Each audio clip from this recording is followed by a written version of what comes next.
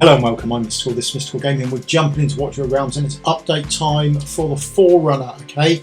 So there's a couple of nice little changes in there, a couple of little tweaks on some stuff, right, and we'll do a guess of when we expect it to go live on Global as well. Now, it's coming on the 17th, which is tomorrow.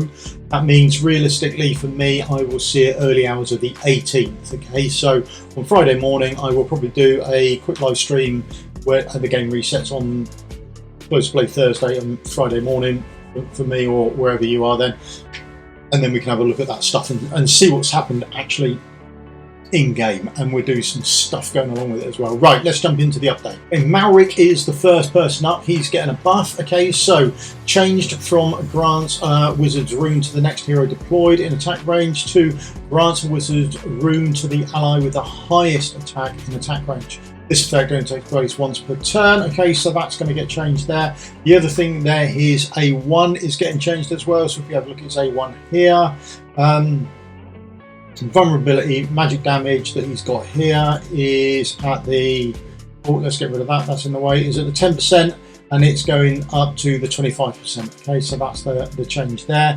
And the other part that's getting changed as well is, strangely enough, this talent here. So he's got his first passive, Elemental Convert. Now that's getting changed. He's just going to get some straight up damage increase from that throw, from 25 to 35 and 45 to 55%. So he's getting another 10% on his AoE. Does that make me want to play him? Probably not. I was disappointed when I got him. That probably won't change my mind, but we'll see. Right, next up is Talula. She's getting buffed, changed, made better. Look, so optimize the targeting logic for the ultimate, which now prioritizes allies with debuffs. I don't know, I've never pulled her, and I'm sort of torn between good and bad because it always seems to be here getting changes and tweaks and dev insights about things not working with her. So I don't know. I sort of like the idea of a kit and everything, but she just seems to be having too much work done to her every single time. So Zillitude up next, and she's getting, I believe it's a buff, but to be honest, I don't really understand it. Okay, so on her second passive, Empress's Might, okay, it charges energy after 3 seconds of not dealing damage. That's now being changed to charges energy after 3 seconds of not dealing direct damage. Now, is that when she's directly attacking someone as opposed to being attacked and then hitting them back? I don't know what it means. To be honest, I'm not 100% sure what that means.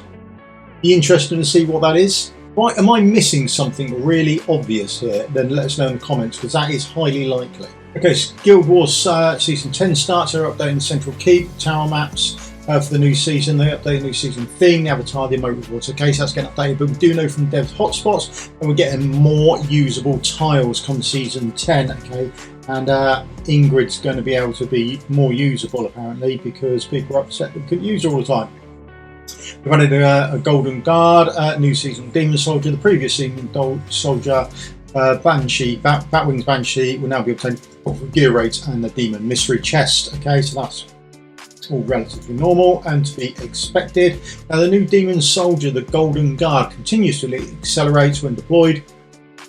Upon collision with a blocking target, deals damage to both the collision target and itself, and stuns adjacent heroes around the collision target. That'd be interesting to see what actually happens and what to look for there. I think that'd be quite nice and interesting to see how much damage it actually does. Maybe a way to take out tanks or not, we'll have to wait and see on that. Now, the really interesting bit is they've now added the Marshal System. So during preparation phase, guild leader, vice leaders can appoint 4 commanders as marshals. Each marshal can launch 3 additional attacks per round. Marshal appointments can be adjusted during each weekly preparation phase. If no marshals are appointed during battle, the system will automatically appoint them based on the seasonal contribution and BP from highest to lowest when entering the battle phase. Okay, so there we go. If you don't appoint someone, the system will do it for you. So something for you to be aware of, particularly if you're guild leader or vice, then you might need to know about who's doing what, or keep an eye on them over the next couple of weeks so you sort of know you're not going into it blind then. Then we've got some dates of the Forerunner Gauntlet. They're up there if you're on Forerunner, but you probably already know it because you can look at the calendar and you'll see. And then we're on to some more juicy stuff. Right, now this next bit, the next couple of heroes we're going to have a look at, this is exclusive gear. Alright, so be in the Forge, and this is going to be exclusive gear, so don't go in the Forge yet, wait for this to drop, which should be a couple of weeks away. Now, the first one here is for him. Now, first use of Enslave, which is his ultimate. So when we click on the ultimate, he normally summons up 4 Souls of the Damned, but he's now going to summon up 5, which means he'll have more burst at the start, and then also have a bit more longevity because he loses 1 each time. So hopefully he'll last a bit longer as well, and he'll have that increased burst, which he was obviously missing to start with, but there we go. Now we're back here with Zillitude. Now she's getting a buff again, and they are sticking with this passive here. So remember, it was going to be changed from the 3 seconds of not dealing damage to not dealing direct damage. Now when we have a look at this, not only is it going to apparently trigger more rapidly because taking away that damage and making it direct damage, Zilitude's attack, so it's going to increase the attack by 8% instead of 5, so it should get more attack, and it immediately reaches max stacks. So it says here you'll get a damage increase by 5% per second up to 25%. You're now going to have that maxed out straight away. That seems like a result as well, so she's going to get a bit more burst, I think, out of her, so absolutely fantastic there for her. Now we're on to one of my favourite champions. Absolutely love her, love using her, she's absolutely brilliant. Gives a real quality burst bit of damage magic, okay? Now upon first death, Zena's initial response redeployment time is reduced by 15 seconds, so you're going to be able to get back that much quicker and then get back to that burst again, which will be handy. So look out for that. I don't know where that ties in with Volker. We'll have to have a play and a watch and see if that actually happens there. Next up, Boris. Now he is during Eternal Ice Haven Frozen Petrification, so that's his second passive. The second passive there is Frozen Petrification, and then the Eternal Ice Haven within it there, okay? Now, when an ally inflicts freeze upon an enemy, deals extra damage ranging from 300 to 900% based on the frozen duration time, yada yada yada, but that's now going to have an additional 10% penetration to it as well, okay? So there we go. Good night freeze teams or frost teams with him could pay dividends for you. Next up, we've got our Lord, okay? Each meteoritic shower from Meteoric Strike restores 3% rage to Twin Fiends. So that is his passive, okay? Oh, sorry, his ultimate. I just move that out of the way. There we go. You should be able to see it now. It's Meteoric Strike, that's his ultimate. And then he does 3 lots of 3 of these. So he should be getting 9% rage back per strike, okay? So there we go, he's going to get a bit more rage back, and then he'll be powering through that ultimate a bit quicker for you. So there we go. Now we're on to Beatrix. She's getting a straight up damage increase, okay? Increases the max stacks of Spirit Drain by 4. So when we have a look at second passive here, Spirit Drain, this gives her the hero's attack by 1%, stacking up to 1 time, and then you can raise that cap up as well when you put skills into her. That's getting a straight up increase by 4, so she's getting essentially an extra 4% attack. Now we're back here with her as well, okay, so she's getting a buff as well. After Enchanted Ritual is activated, which I believe is her ultimate, isn't it? Yeah, that's her ultimate there. So after this is activated, all forest spirits effects now heal adjacent allies once with a 100% multiplier, okay, so that seems good, but I don't know, she's just always in here having reworks done on her, so I worry about her. Now as far as I can see, she is getting a massive buff with her exclusive piece of gear on, okay? After casting the ultimate, no longer removes invisibility, and her attack increases by 6% whilst invisible. Now the only thing that removed the invisibility was casting her ultimate, so this just means that she's never going to go visible. I'm going to say uninvisible, but it's visible, isn't it? Being an idiot. And she gets 6% damage increase for it as well. Looks brilliant to me on paper. Have I read that wrong? Is she just going to be permanently invisible and get a 6% boost? That seems like a good piece of kit. Now I'd have to say the next hero is arguably my favourite hero, looks wise. I just think she looks fantastic. I just love the look of it. I think it's absolutely awesome. She is getting a major buff, I think, anyway. He now increases all burning damage by 35% when she's deployed. If you put her in a burning, that's 35% extra damage from the burns. That is awesome, isn't it? Is that really good? Is that a really good piece of kit? Is that what we're looking at? Does this bring burning and her back into play, does it? Now we're back to another one that I don't fully understand, to be honest. Beelzebub, Plague of Ruin from himself in summons, now triggers twice consecutively. So is Plague of Ruins is his first passive. So during the ultimate, the hero and the putrefies release Plague of Ruin one time every 5 seconds. So is that 2 times every 5 seconds, or is that 1 time every 5 seconds? And then when this is on a 5-second cooldown, does it again? I don't know. Weirdly written, I think, or maybe it's just my understanding. There we go. So taking a break from heroes, we're going into the demon soldiers now. We've got a buff and a nerf. So this is the buff, the Frozen Drifter. He is getting a buff from his basic attack. 1 stack of Winter's Bite increases from 12% to 20%. So that's his basic attack there, and that's getting a little buff. And the other one that we knew that was coming is Shaman. There we go there. So that is the basic attack they've got at the moment, and it looks like it's going to be this. So the continuous magic damage from the burning adjustment from 30 to 20%, and continuous magic damage adjustment from 60 to 40% per second, reduced attack by 20%. So it's just having an overall slight downgrade, but the burning will still go on. Okay, so there we go. That is the Demon Soldier part done. The only other part they've done with the Demon Soldier, they've added source display and a usable indicator for mystery demon chests in the Demon Soldier interface. So there'll be an interface here somewhere that says we've got chests. Optimised visibility effect when opening one. Adjusted the sorting for Demon Soldiers choice chest in the storage, and added usable reminder indicators. Adjusted the source of Demon Soldier chests. So the source of Demon Soldier chests or mystery chests has been revised. They have been removed from gear raids and artifact material raids. They are now available from the Gear Dungeon shop and Drake's Chasm.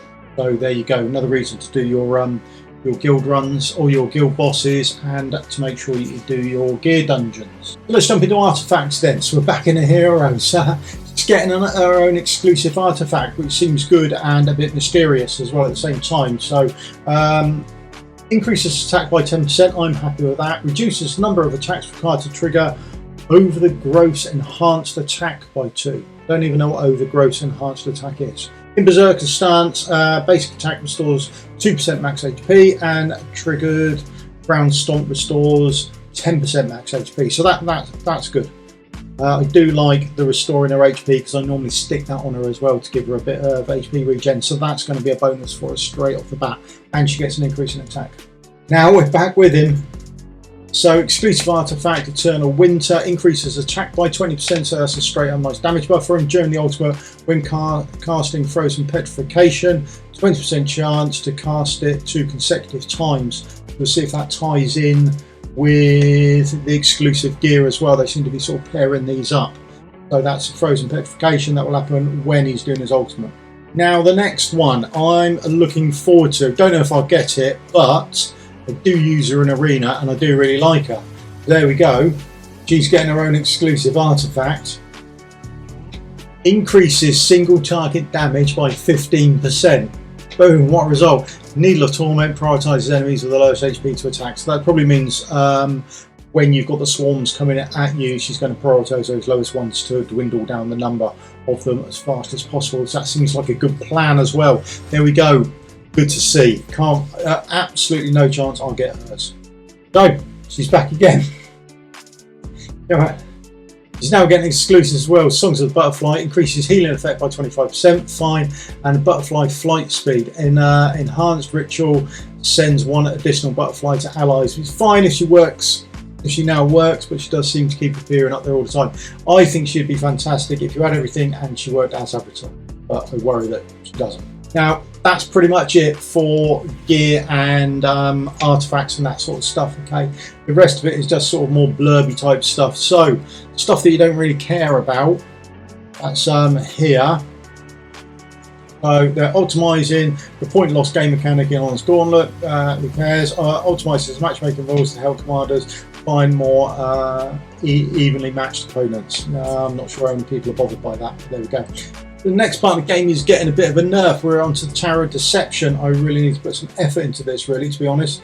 So what's happening now is challenge modifiers update. New modifiers apply to Tower of Deception stages 1, 10, 15, 25, 30 and hidden chambers 1, 2, 3, 5, 6 changes take effect when the mode resets. So when we get a new one, that will happen. And then challenge difficulty adjustments reduce the boss skill frequency in stage 35 and hidden chamber 7 to lower overall challenge difficulty. Okay, so that's happening as well. Right, then next is a big change. Really looking forward to the next one.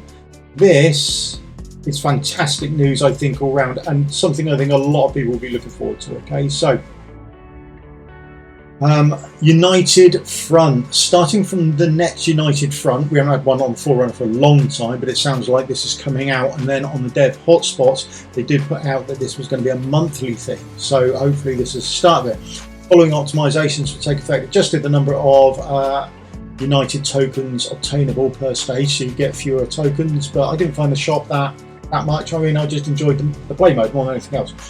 United tokens will no longer be cleared after an event ends and can be carried to the next run. So it looks like you may well need to save up for things. Okay, so that's a bonus as well. Shorten the time to match win defense assistant after the match making timeout. Okay, there we go. So right, and then while I'm here, so gear raid 1, 2, 3 stages 16 and above now drop Arcanium Crystal, which can be used during gear enhancement to guarantee enhancement success. No idea. On Friday morning, we will run a load of these stages and we'll see what we get, and then we'll take something to be enhanced and see what happens. Dismantling Ancient Mythic, Variant Mythic, and now it's a chance to gain Shard Advanced Gear Recasting Hammer. Assemble Advanced Gear Casting Hammer to recast Ancient Mythic. Yeah, okay, so that's been done. Added Honours Gauntlet and Tower of Deception related achievements. Fine. Added new item previews to Apex Shop. Preview period displays the currency required to purchase items and the preview end time.